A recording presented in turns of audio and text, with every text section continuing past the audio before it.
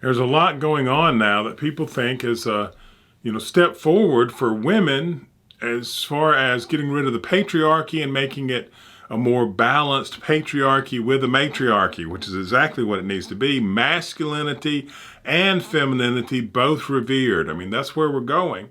But what's happening is, stuff like the WMA, I think it is, where the women fight each other and women getting into sports and, competing with the men, who's going to watch our sports more, and all of this kind of stuff. And you can look quickly at the world and see that there's a very small number of girls that really like sports the way boys do.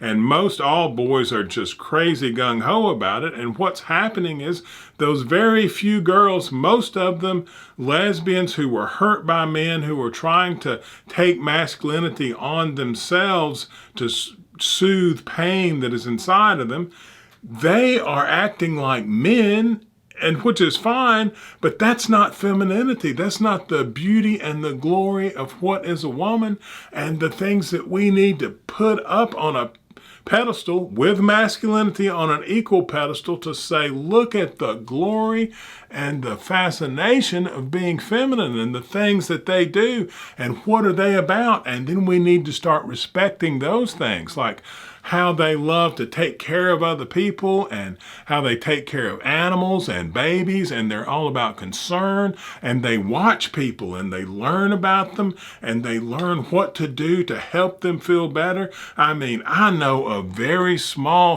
portion of it from being married to my wife, but there is a whole world of femininity that we are not talking about that has kept us buoyed up and alive forever. And if we start reverencing it, it will even be stronger, and it will have a greater power than it has had in its quiet room, where it has still been operating just as hard as it could.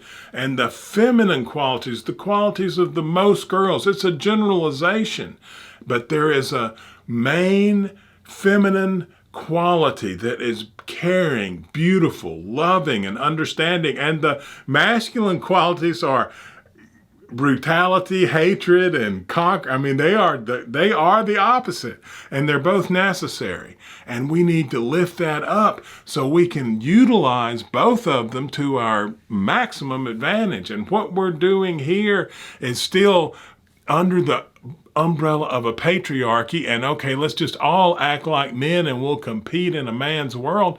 And that's not helpful. We need something new. And it's something that's been here forever. That's the bedrock of the world, and that is femininity. Let's start exploring the beauty of it. And then we can actually, because opposites do this, we'll actually get to see the glory and beauty of masculinity.